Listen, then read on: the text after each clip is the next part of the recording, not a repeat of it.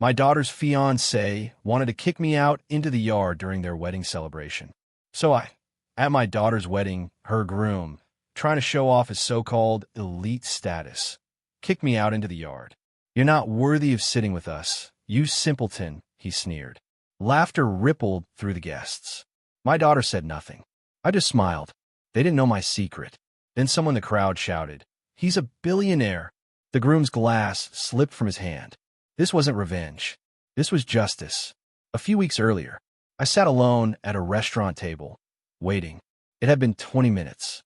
The hostess approached, smiling apologetically, a menu tucked under her arm. "Would you like to order while you wait, sir?" I shook my head, gripping my phone a little tighter. "He'll be here." She nodded and walked away.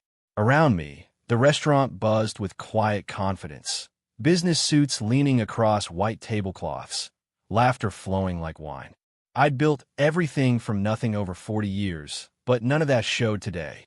My shirt was from Target, pressed clean. My hands scrubbed free of the oil that usually lived beneath my nails. Even my old Ford F-150 in the parking lot, 15 years old but still running strong, told its own story. The door opened. Nicholas walked in first. My daughter, Cora, followed close behind. There was no apology in his stride, no warmth in his expression. He wore his suit like armor, every thread screaming money. His watch caught the light as he raised his hand for the hostess. "Reservation for Whitmore," he said flatly. Cora spotted me and waved, her smile nervous, too bright. They approached. Nicholas extended his hand, barely meeting my eyes. "Orville." Traffic was murder. No apology. I stood and shook his hand, my rough calluses catching against his smooth palm. He pulled away quickly. "Nicholas," I said evenly. "Good to finally meet you." Cora leaned in for a hug. Her perfume smelled expensive and unfamiliar. "Hi, Dad. Thanks for coming all the way downtown." "Wouldn't miss it," I said.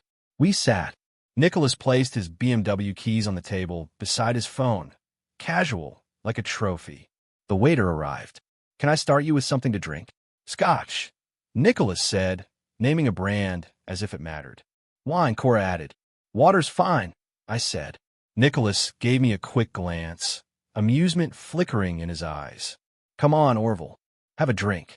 Celebrate. Our treat." "Water's fine," I repeated. Cora started talking about wedding plans, venues, colors, flowers. Nicholas listened half-heartedly, his eyes wandering around the room, checking who else was there. When she paused, he turned to me. "So, what do you do, Orville?" The question came soft, but deliberate. I saw Cora stiffen. "I work in automotive repair. Been doing it 40 years. His smile changed, sharpened. "Oh, a mechanic. That's honest work." That pause before honest said everything. Cora jumped in quickly. "Dad's really good at what he does." "I'm sure he is," Nicholas said smoothly. He leaned back, arm draped behind her chair. "Everyone has their place in the economy. Someone's got to keep our cars running, right?" He laughed. She laughed with him, eyes down, avoiding mine. I said nothing, just watched. When the waiter returned, Nicholas ordered something expensive and complicated. Cora picked the salmon. I glanced at the menu, then chose the pasta, second cheapest option. "Don't be shy, Orville," Nicholas said. "Get whatever you want. Don't worry about the price." His tone was generous, but felt like a test. "Pasta's perfect," I said calmly. He dominated the conversation through dinner, bragging about his consulting firm and clients. The way he spoke to me was different, simpler words, slower sentences, like he was explaining the world to a child. People who work with their hands and people who work with their minds, just different skill sets, he said, smiling. "Both important, of course." Cora nodded along, embarrassed. He pulled out his phone twice, showing her wedding venues, deliberately tilting the screen away from me. "We'll keep the budget reasonable," he said, eyes flicking toward me. "Don't want anyone feeling stretched." Cora squeezed his arm. "We're being smart about it, Dad. You don't need to worry." "I'm not worried," I said. Nicholas smirked. "Still, we'll handle most of the planning ourselves. Your dad probably doesn't have experience with higher-end venues." No offense, Orville. None taken. But I could see my daughter's face flush red. "Nick's right, Dad. We got it under control. You just show up and enjoy." Okay, I said, cutting into my pasta. As I chewed, I watched her, the woman she'd become, and saw the line being drawn right in front of me. That's when I decided. I'll let this play out. I needed to see how far his arrogance and her blindness would go. I'll be there, I told her quietly, looking her straight in the eyes. Wherever you need me. Always have been.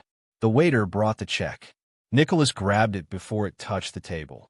I've got this one, he said. You've probably got enough on your plate. The word enough landed like a blade. Cora smiled up at him, grateful, affectionate, barely noticing me at all. We walked to the parking lot together, but we were worlds apart. The evening had cooled.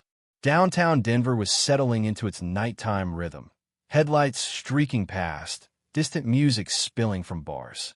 Nicholas clicked his BMW key fob. The car chirped twice. Then his eyes landed on my truck. That's your ride. He smirked. Well, at least it runs, right? He laughed like he'd made the joke of the century. Cora joined in, softly, uncertainly. I unlocked my door. Runs great. Built to last, I said, climbing in and starting the engine. They stood by his BMW, his arm draped around her waist, watching me back out. In my mirror, I saw him lean close and whisper something in her ear. She nodded. I didn't drive off right away. I sat there for a moment, hands on the steering wheel, the engine idling, watching their silhouettes fade into the Denver night. When my phone buzzed on the console, I didn't need to look to know who it was. Her name lit up the screen, Cora. I stared at it, already bracing for the conversation that would follow. The phone buzzed again, persistent. I let it ring twice more before putting the truck in gear. I didn't answer. Not yet.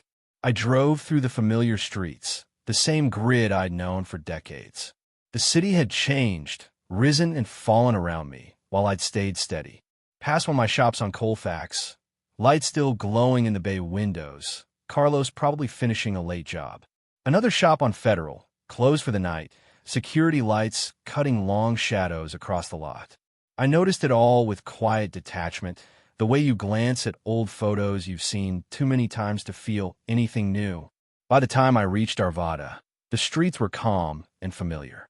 My house sat halfway down the block, small, neat, mortgage paid off 8 years ago. I parked, killed the engine, and sat there for a moment. The house Elizabeth and I had built a life and looked exactly as she'd left it 12 years ago, after the cancer. Her touch was still everywhere.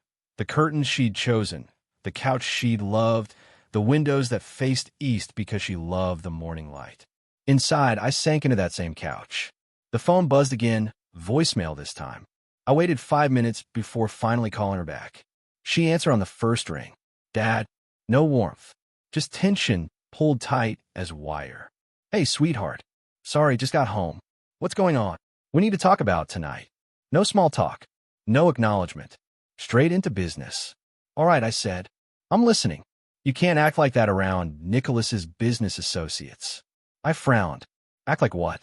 I barely said 10 words. Exactly, she snapped. You were so quiet. It was awkward, Dad. Nicholas noticed. His friends will notice. These people are important for our future. Our future. Not ours, I realized. Theirs. I was just being polite, I said evenly. Letting you two talk about your wedding. It's not about being polite, she said sharply. Nicholas comes from a good family. His parents have connections. This wedding matters. I need you to understand that. I understand, I said. Do you? She pressed. Because tonight, you seemed, she hesitated, searching for the right word. Uncomfortable. Out of place. And that makes me uncomfortable. That hit harder than anything Nicholas had said. I stood and walked to the window. Outside, my workshop glowed faintly, tools neatly arranged, projects in progress. That space was my real office. My legacy. What do you want from me, Cora? I asked quietly. I need you to blend in, she said. Don't talk about work. Don't mention money, or the lack of it. Just smile. Nod. Let Nicholas and his family handle things. Silence. Outside, a neighbor's dog barked twice. Then her voice cracked. Do you know what it's like? Constantly having to make excuses for having a father who's just a mechanic. Just a mechanic. The words hit like glass shattering on tile. Sharp, final. I said nothing. Let the silence hang until it became unbearable. Dad, I didn't mean it like that, she said finally. Yes, I replied softly. You did. She sighed. Nicholas mentioned you seemed uncomfortable.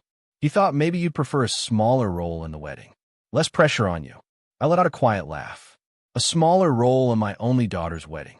Don't be dramatic, she said quickly. We're just trying to make this easy for everyone. You don't understand what this world is like. Nicholas's friends, his colleagues, they judge everything. Where you went to school, what you drive, what your parents do. I'm finally in that world, Dad. I can't have you messing it up. Messing it up. Just existing was an inconvenience now. I didn't say it aloud. Instead, I sat at the kitchen table, opened my project notebook, and began writing. Notes steadied me. Facts didn't lie. That's not what I meant, she continued. It's just, Nicholas has standards. His family has expectations. Can't you just be a little less visible? I set my pen down and spoke carefully, each word deliberate. All right, I won't tell Nicholas about my business. I won't talk about money or success. I'll let him think whatever he wants. Relief flooded her voice. Really? You do that? On one condition.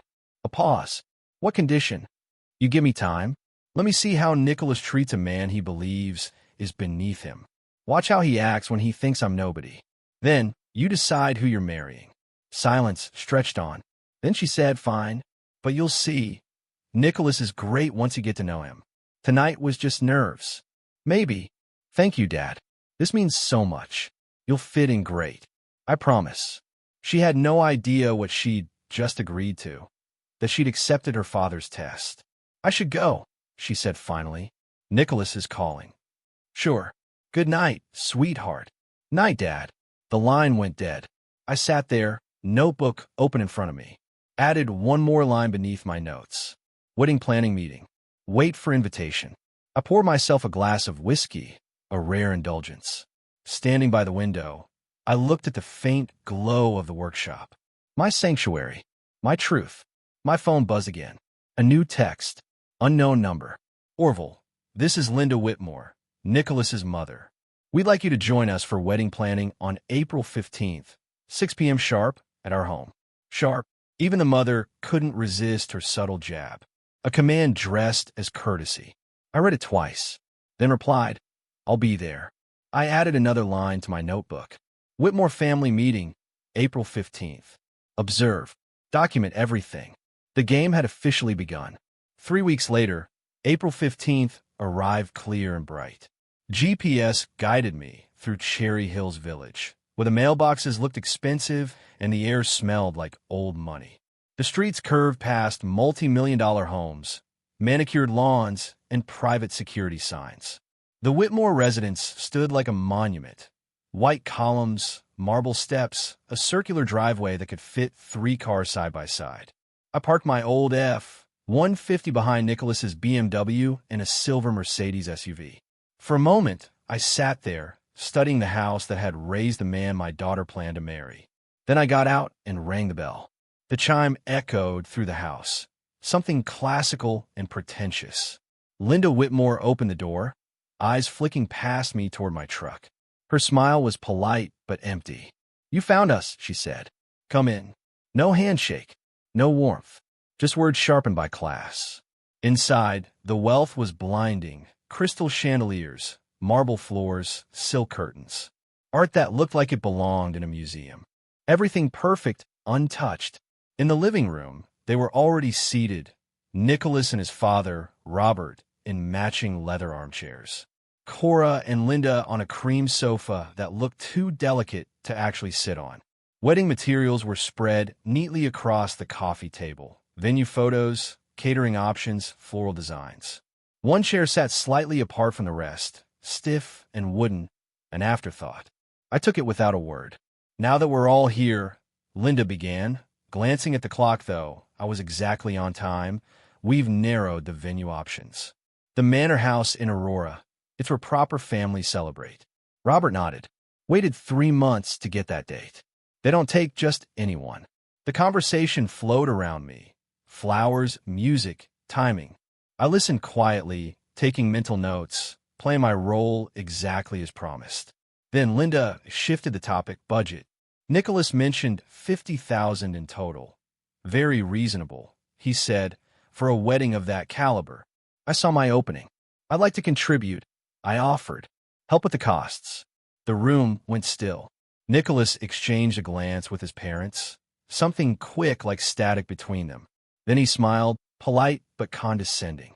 That's thoughtful, but we've got this covered. Wouldn't want you to stretch yourself. Linda leaned forward, her voice soaked in false sweetness. How sweet that working people want help too. But this is rather expensive, Orville. Perhaps you could handle something smaller, like the guest book. Robert set down his drink, the ice clinking softly against the crystal. So this auto shop of yours, he said. How many employees? Just you and maybe one other guy? It's bigger than that, I replied evenly. I've been building it for decades. He laughed, a full, genuine laugh, as if I'd told a joke. Building? That's optimistic. Most small shops barely break even. Overhead, insurance, equipment costs. You're probably just treading water.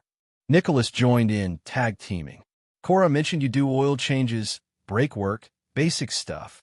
Nothing wrong with that. Someone has to do it. Cora sat beside him, eyes on her phone, pretending not to hear.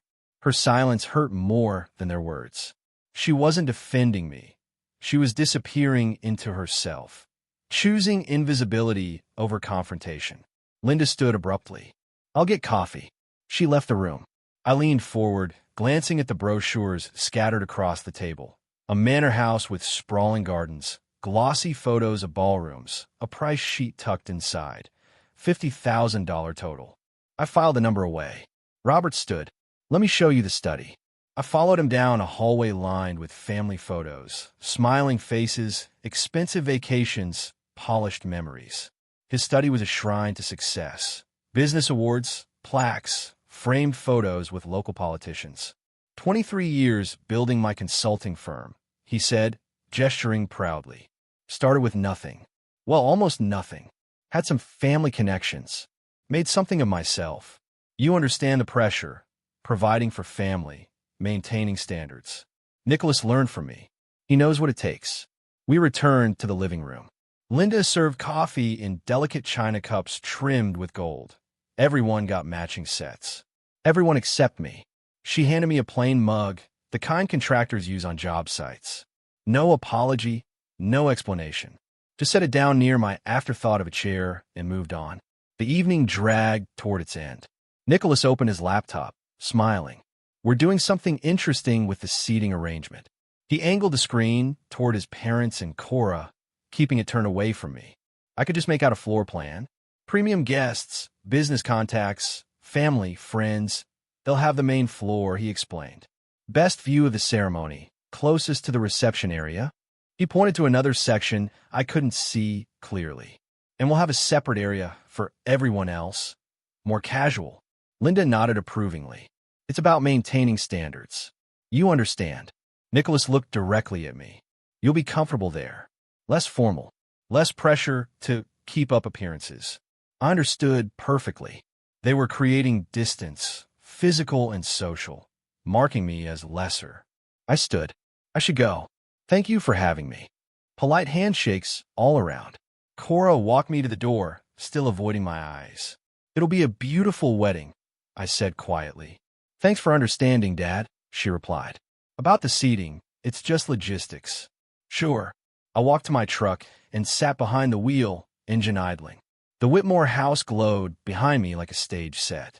I scrolled through my contacts until I found Marcus Chun, my attorney for 15 years. My thumb hovered over his name. The porch light flicked off. The Whitmores were done with me for the night. I pressed the call button. One ring. Marcus, it's Orville.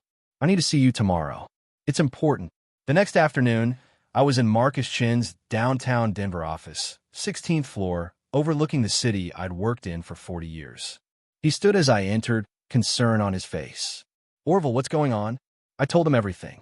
The dinner, the engagement, the growing disrespect, all of it. Marcus listened in silence, jotting notes on a legal pad, his expression shifting from sympathy to understanding. You want to protect Cora? He asked when I finished. From herself? I said. He nodded slowly. What are you thinking? I want to transfer ownership of all 12 Hicks Auto Service locations to Cora as a wedding gift, I said. With one condition. If the marriage ends within 3 years, everything reverts to me. Marcus leaned back, thoughtful. That's a conditional gift deed with a reverter clause. Legal but tricky. We're talking, what, 8 to 12 million in total value. Approximately. He started sketching diagrams, arrows, boxes, notes. If Nicholas finds out before the wedding, he'll change his behavior. Are you sure you want the reveal to happen after? I'm sure, I said. He nodded. We'll prepare the documents now, but date them to take effect the day after the wedding. That way, it's clear this is your property, gifted voluntarily, and not a marital asset. How aggressive is a 3-year clause? I asked. Very. Most use 5 or 10. You're betting Nicholas will show his true nature fast. I met his eyes. He already has. I'm just making sure there's a record when everyone else sees it too. Marcus studied me for a long moment. This could blow back on you, Orville. She might hate you for it. I'm prepared for that, I said quietly. Someday she'll understand. Money has a way of revealing character. He nodded. 2 weeks for a complete draft. We'll need notarization, witness signatures, the works. Do it. We shook hands. For the first time since that dinner, I felt a sense of purpose. Later that week, I was at my flagship shop in Littleton. 12 bays running steady, 23 employees moving with precision. The hum of a business built from the ground up. James Sullivan, a client from Summit Properties Group, stopped by to pick up his company vehicle. We walked the floor together. Your operation's impressive, he said. 12 locations now. I remember when you had 3. Growth takes time. It does, I said. He pocketed his keys, hesitating. Nicholas knows what you've built, right? He knows I work in auto repair, I said. That's enough for him. James gave me a look. Funny you mention him. Got a wedding invitation from Nicholas. Said he's marrying into your family. Your daughter, right? June 21st at the Manor House. I nodded. He's been calling half the business community, James added. Pitching investment opportunities. Networking hard. I thanked him and watched him drive away, the pieces falling into place. Then I called Marcus. Can you run a discreet background check on Nicholas Whitmore? He didn't ask why. I'll have something by Monday. When Monday came, Marcus called with the results. Nicholas had taken out a $45,000 personal loan 2 months earlier. He'd even listed the Manor House, the wedding venue, as collateral justification. He was drowning in debt to fund the wedding, using my daughter as his ticket into high society. The irony burned. He mocked my life's work while financing his own illusion with borrowed money. And now, I knew exactly who Nicholas Whitmore really was. That evening, I drove past the Manor House. Nicholas's BMW sat in the parking lot. No doubt he was inside, finalizing details he couldn't afford, spending money he didn't have to impress people who'd forget him the moment the open bar closed. 3 weeks later, I was back in Marcus's office. The documents were ready, a thick stack of legal papers with a notary seal already in place. Marcus spread them across the conference table, pages fanned out like a deck of cards.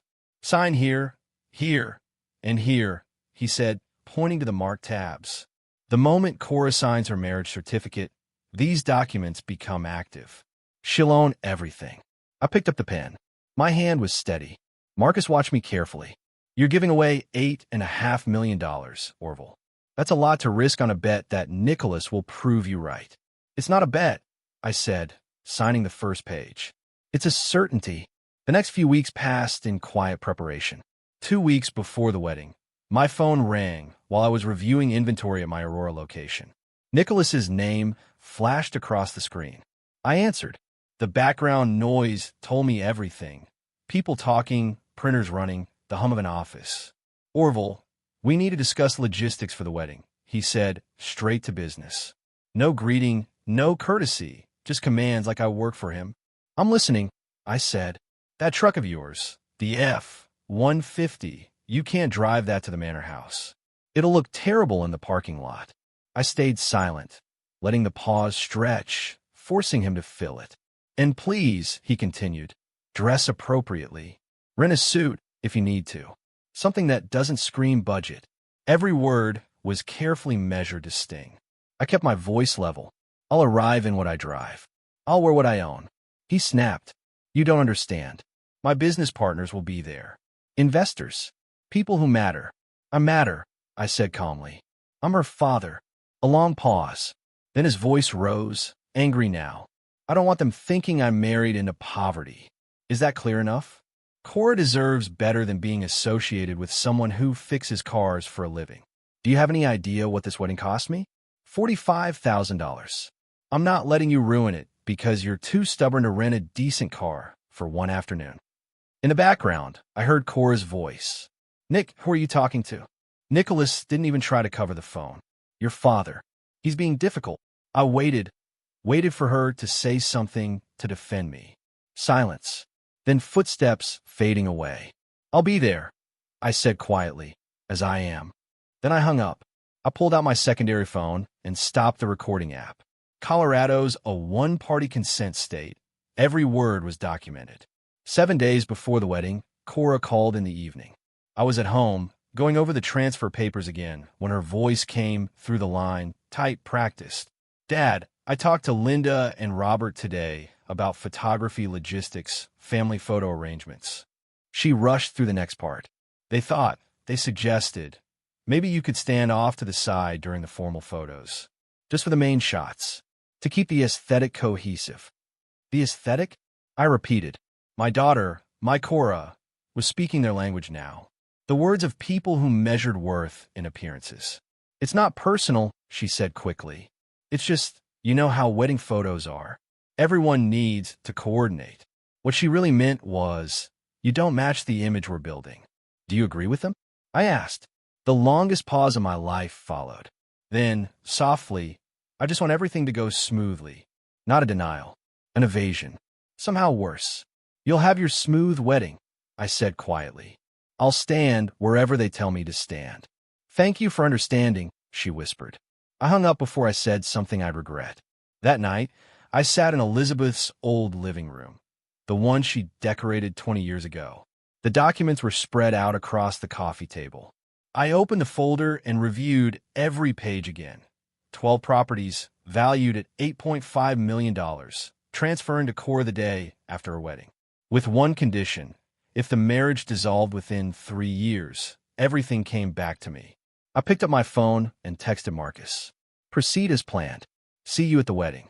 His reply came within a minute. Confirmed. Papers will be ready for post-ceremony signing. I looked at the photo on the mantle, Cora at 10 years old, both of us covered in motor oil, laughing at something I can't even remember now. The girl who'd once been proud of her father, who believed working with your hands meant building something real. That girl was gone. The woman marrying Nicholas saw only status, not substance. Pain now, understanding later. That was the hope I was holding on to. 3 days before the wedding, I took my suit to be dry cleaned. The same JCPenney suit I'd worn to that first dinner. Simple, inexpensive, exactly what they expected from me. I spent 3 hours detailing my F-150 myself, soap, wax, every surface polished until it shone. My shop manager drove by and pulled over. Boss, why are you detailing your own truck? We got guys for that. Some things you do yourself. I said. He nodded, puzzled but respectful, and drove on. That night, I rechecked the wedding invitation. June 21st, for PM ceremony, the Manor House. At the bottom, in elegant script, black tie preferred. My simple suit wouldn't meet that standard. Perfect. 2 days before the ceremony, I drove past the Manor House again. The setup crew was busy installing lighting, arranging flowers, and building the stage Nicholas had designed for maximum effect. The place was dazzling, every inch screaming luxury. $45,000 borrowed.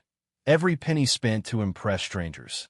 I picked up the finalized documents from Marcus's office personally, carried them home, and locked them in my safe, right beside the original business formation papers from 40 years ago. Full circle. Everything I'd built was about to transfer to my daughter, with one condition that would either save her or teach her. The night before the wedding, I ironed my shirt and polished my shoes. A quiet ritual, like a soldier preparing for battle. When morning came, the air was clear and cold. I stood in front of the mirror, adjusting my tie. The suit was clean and pressed, modest but neat. My phone buzzed, a text from Marcus. I'm already at the venue. Front row, aisle seat. Ready when you are. I picked up my truck keys. Time to see what Nicholas had built for himself. The manor house sat on 20 acres of manicured land just south of Denver. White columns, sprawling gardens, the kind of place designed to impress. I arrived just after 3, giving myself time before the 4 p.m. ceremony. The parking lot told its own story. Luxury sedans, Teslas, even a Maserati gleaming in the afternoon sun. And then my 15-year-old F-150. I pulled into the circular drive. The valet attendants exchanged confused looks as I rolled up. One of them stepped forward, hesitant. "Sir, are you at the wedding party?" he asked. I handed him my keys. Father of the bride. His expression shifted from confusion to pity. He nodded silently and took the keys. I walked toward the entrance, passing groups of guests in tailored tuxedos and glittering gowns. Watches worth more than my first shop. Smiles that were all performance. Me, in my $200 JCPenney suit. The contrast was deliberate. Visible. Exactly as I wanted it. Nicholas stood near the entrance like a politician at a fundraiser, greeting guests, shaking hands, basking in attention. When he saw me, his expression flickered. First annoyance, then calculation, before settling back into his practiced charm. He raised his voice, loud enough for the nearby guests to hear. "Orville, you made it. Wasn't sure you'd find the place." Laughter rippled through the group around him. And in that moment, I knew. Every mask was about to come off that he stepped forward, hand extended, voice raised for everyone nearby to hear. "Everyone, this is my father-in-law. He's in automotive work." That pause, automotive work, lingered in the air like a quiet insult. A woman in a sequin dress smiled politely. "Oh, which dealership?" Nicholas answered before I could. "Oh, he's not in sales. He's more hands-on. Repairs, maintenance, that sort of thing." He gestured toward the entrance. "Family seating is inside. They'll show you where." Dismissed. Conversation over. Move along. Inside, the manor was everything Nicholas wanted the world to see. Chandeliers dripping light across marble floors, imported roses in towering arrangements. Every corner shouting money and taste. A woman with a clipboard approached. "Name, please." "Orville Hicks, father of the bride." Her eyes flicked down the list. "Ah, yes. Right this way." Her smile was too bright, too practiced. She led me through the grand ballroom, past the prime rows, the middle rows, then the back rows, until we reached a side area. Still visible from the ceremony space, but clearly apart. 3 tables labeled family, bride side in generic printed cards, placed near the catering entrance. "You'll be comfortable here," she said cheerfully. "Close to refreshments." Translation: out of sight, out of the photographs. I sat down, my view of the ceremony framed by the doorway. From there, I could see the main hall, rows of silk, crystal, and money. Nicholas's people. Then, I spotted a familiar face, James Sullivan. James was 3 rows from the front, seated in the premium section. His eyes swept the room, found me, and froze. Confusion crossed his face. He knew me as a man who owned 12 auto shops, successful, established. And yet, there I was sitting beside the service door. He started to rise, maybe to come speak to me, but the wedding coordinator's voice rang out. "Please take your seats. Ceremony begins in 5 minutes." James hesitated, then sat back down, but kept glancing my way, his expression asking the question he couldn't voice. "What are you doing back there?" I quietly pulled out my phone and took a few photos, the cheap printed place cards, the catering staff moving behind me, the view from my chair. Documentation. Evidence. Then the music began. Guests stood, turning toward the aisle. Cora appeared, radiant in a white gown that probably cost $8,000. She didn't look toward the side section. Didn't look for me. She walked down the aisle alone. Nicholas's idea. More modern, he'd said. More convenient. No father-daughter walk. No acknowledgement of the man who'd raised her alone after her mother, Elizabeth, died. Nicholas stood at the altar, beaming, every inch the perfect groom. At my table, a soft voice spoke beside me. "I'm the bride's aunt," an older woman said. "From her mother's side." She smiled sadly. Apparently, we're not photogenic enough for the main section either. I nodded. Apparently not. Staff carrying trays passed behind us, the clatter of dishes breaking the vows we were supposed to be hearing.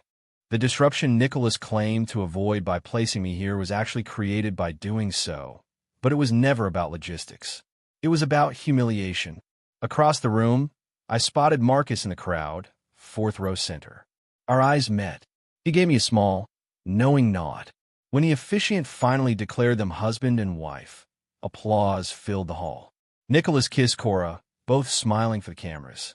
They walked back down the aisle hand in hand, basking in praise. As they passed the doorway to my section, Nicholas's eyes flicked toward me. Half a second of contact, enough time for a smirk. Then he was gone. The coordinator announced, "Cocktail hour on the terrace while we prepare the reception space." Marcus appeared beside me. "Ready?" he asked quietly. "Not yet," I said. "Let's see what he does next." By the time the reception began, Nicholas was 3 bourbons in. Louder now, bolder, confidence spilling out in sloppy waves. From my corner table, I watched him perform. Laughing too hard, gesturing too big. Cora sat beside him, smiling faintly, her discomfort obvious to anyone willing to look. Marcus caught my eye from a nearby seat, silently asking if it was time. I shook my head. Not yet. James Sullivan kept glancing toward me, his confusion deepening. The separation between their tables and mine now impossible to ignore. Then Nicholas stood abruptly, nearly knocking his chair over. "Gentlemen," he shouted to his friends, raising his glass. "Let me introduce you to my father-in-law." Heads turned. Conversations faded. He swaggered across the room with his entourage, his voice carrying easily. "Everyone, this is Orville Hicks, finest mechanic in Denver." His friends laughed on cue. A little too loud. Nicholas grinned. "He's more comfortable with grease than champagne. Aren't you, Orville? Different worlds, you know." He gestured at his tuxedo, then at my modest suit. "But hey, he showed up. That's what counts." One of his friends chimed in. "You know, Nick, I've been thinking, a man who works with his hands probably feels out of place here. All this refinement, all these successful people." Nicholas nodded like a man dispensing wisdom. "Exactly. Nothing wrong with knowing your place. I respect that about working-class folks. They understand their limits." He loosened his bow tie for effect. "Is it just me, or is it getting hot in here?" Another friend laughed. "Must be all that perfume and money in the air." Nicholas snapped his fingers. "You know what, Orville? There's a lovely courtyard outside. Might be more your speed. Fresh air. No crowd." He pointed toward the French doors, where heavy snow was falling outside. The digital thermometer by the window read -4 degrees Fahrenheit. Guests began to realize what he was implying. Some laughed uncomfortably. Others looked down at their plates. Nicholas pressed on, emboldened. "Seriously, you'd probably be more comfortable out there. No need to keep up appearances. The courtyard's beautiful this time of year. Well, maybe not in a snowstorm, but you're tough, right? Blue-collar tough." He emphasized elite like a weapon, his smile sharp and mean. His friends waited for me to shrink, to retreat quietly.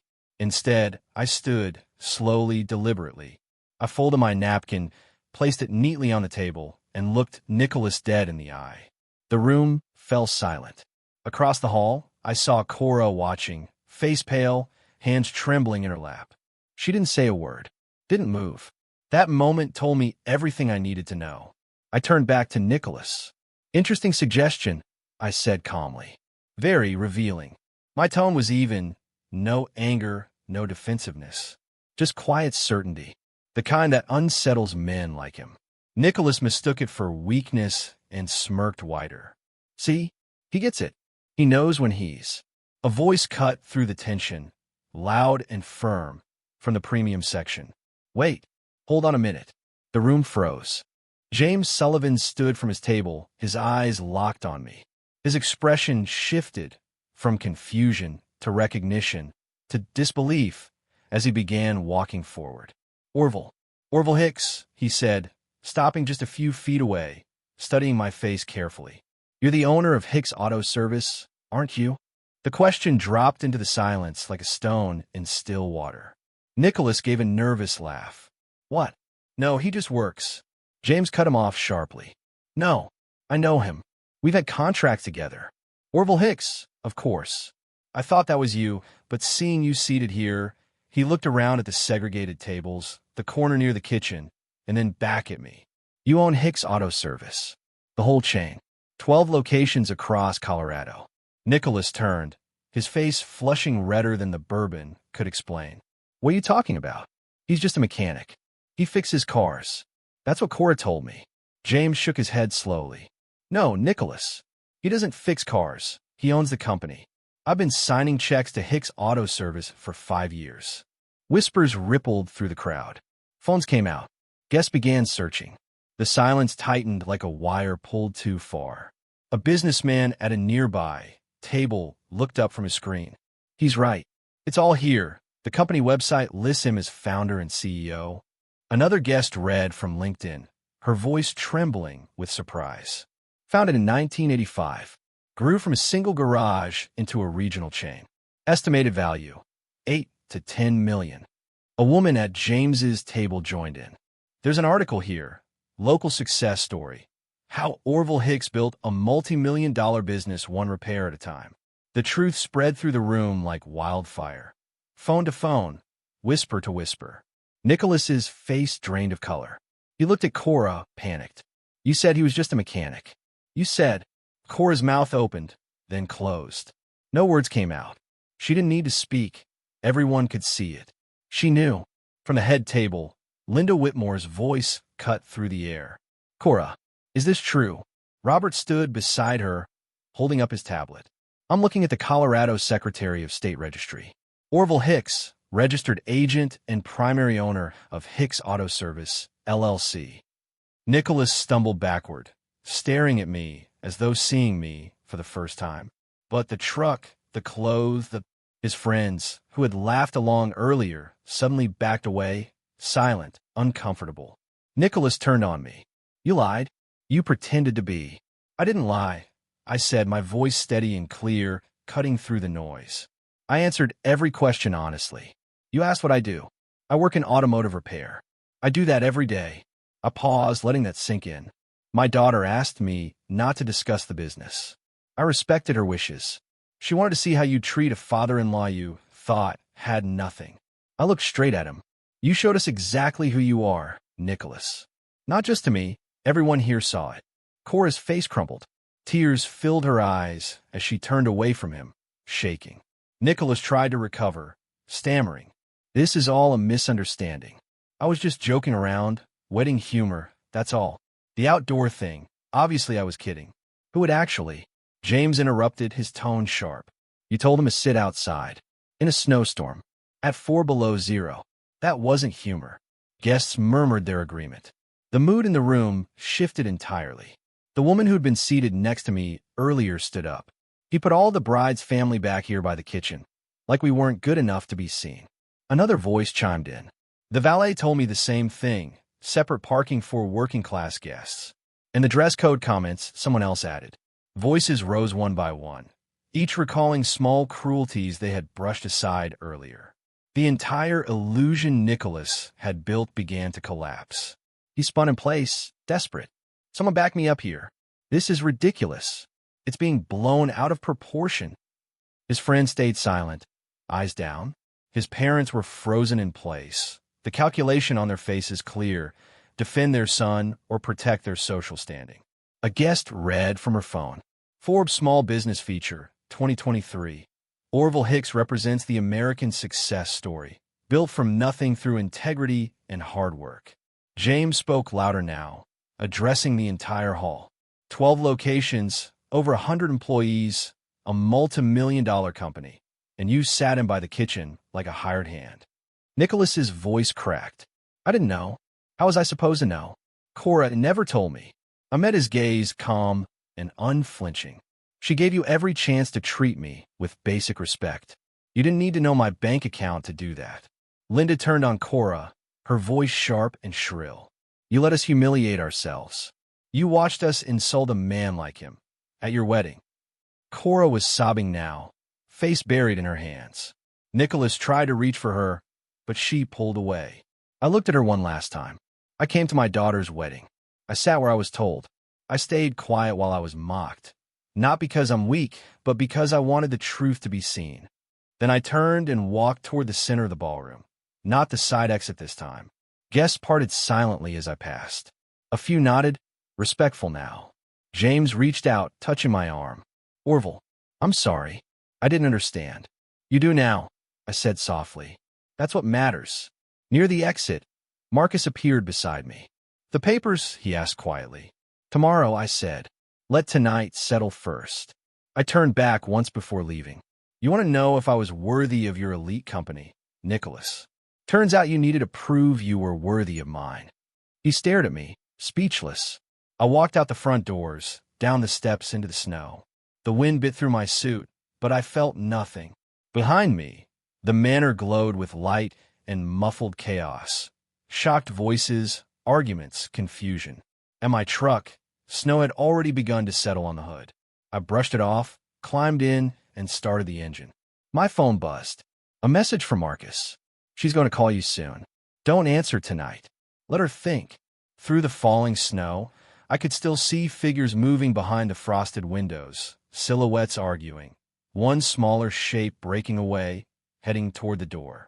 Cora. The next morning, my phone started ringing at 6 a.m. I let go to voicemail. Nicholas called 4 more times before I finally picked up on the 5th.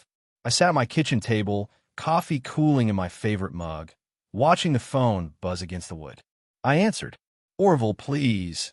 Nicholas's voice was raw, strained. We need to talk. Last night was... I made a terrible mistake. He sounded desperate, trapped somewhere quiet, probably hiding from Cora. The alcohol, the stress. I wasn't thinking straight.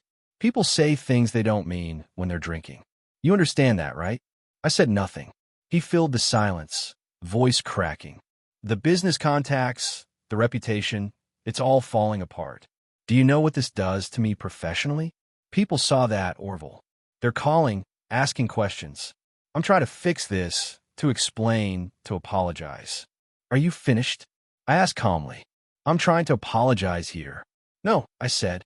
You're trying to manage damage. There's a difference. Silence.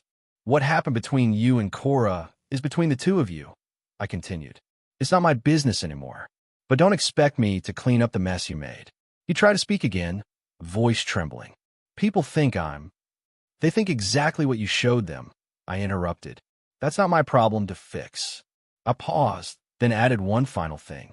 Oh, and by the way, Cora received her wedding gift yesterday. The documents transferring ownership of all 12 Hicks Auto Service locations into her name. Completely legal. My attorney finalized everything. The line went silent. I could hear him breathing, processing. What? He whispered. You gave her 12 locations. That's over $8.5 million worth of business. Yes, I said quietly. It's hers now. I ended the call before Nicholas could respond and immediately phoned Marcus. He knows about the transfer, I said. Took him less than 12 hours. Marcus gave a low whistle. Faster than I expected. Based on his loan situation, I'd say you'll see his true colors in days, not weeks. Money makes people impatient. I lean back in my chair. Then we wait.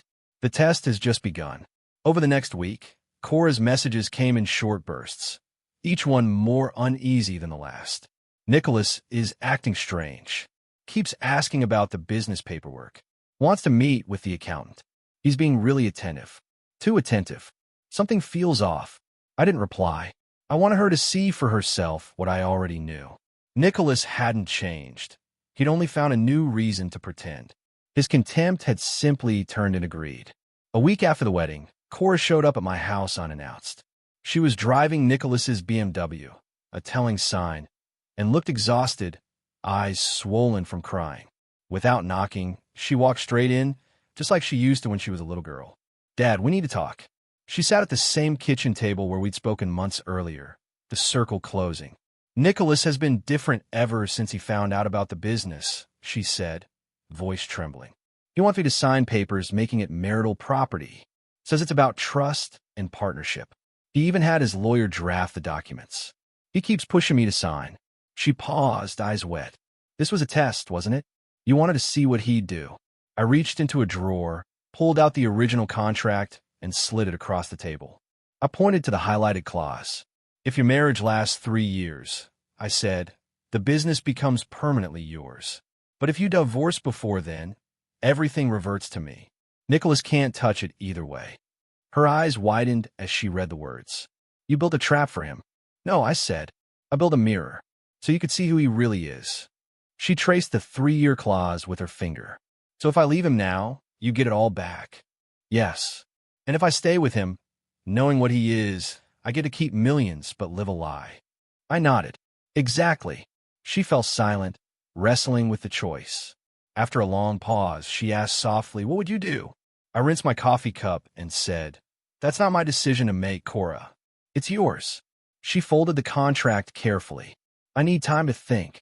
I gave her 2 weeks. In that time, Nicholas revealed everything I needed to know about him. The first week, Cora called saying he's making spreadsheets, profit projections, talking about selling half the shops, and investing. He keeps saying we, never once me. The second week, her tone changed. He got angry when I told him I wanted to wait. Said I'm being ungrateful after everything he's done. He doesn't see it's my business. The third call was different. Her voice was cold, calm, decisive. I told him no. No joint ownership. No signatures. Nothing without my full understanding. And he snapped. Yelled that I was wasting opportunities. Said I don't understand what I have. Then he called me a disappointment, just like my mechanic father. She paused. I'm done, Dad. I need a divorce attorney. Can I use Marcus? Of course, I said. Marcus took her case.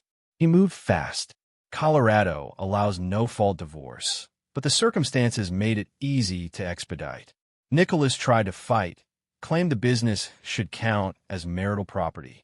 His lawyer argued, pleaded, and twisted words. Marcus dismantled every point. The gift was made before the marriage. The clause was explicit. The documentation airtight. By mid-August, the divorce was final. The marriage had lasted barely 2 months.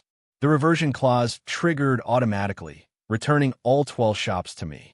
Through James Sullivan, I later learned what became of Nicholas. The story's all over Denver. James told me over coffee.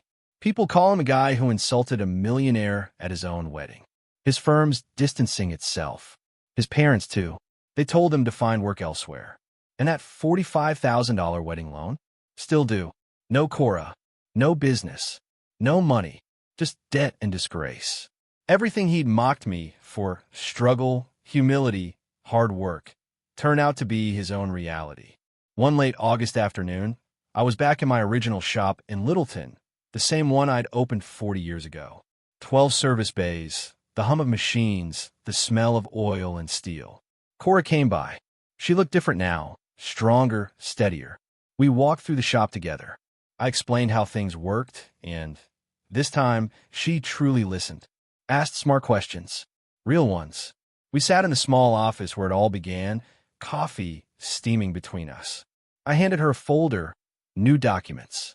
Full ownership transfer, I said. No conditions this time. It's yours for real. She blinked through tears. I don't deserve this. You learned, I said gently. That's what matters.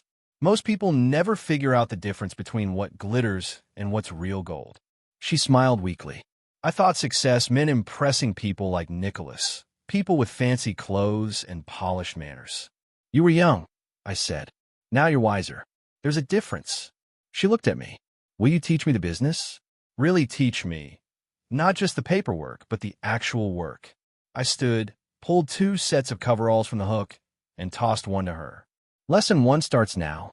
We've got a transmission to rebuild in Bay 3. She caught the coveralls and smiled. A real one this time. We spent another hour planning expansions, discussing customer trust, and mapping the future. Her ideas were good, smart, practical, compassionate. Before she left, she pointed to the old F-150 parked outside. You still driving that? Every day, I said. Runs perfectly. I take care of what's mine. She smiled again. I finally understand what that means. We stepped out onto the shop floor together, father and daughter, both knowing now what truly matters. The gold, not the gilding. If you like this story, don't forget to like, share, and subscribe. To hear the next story, click the box on the left.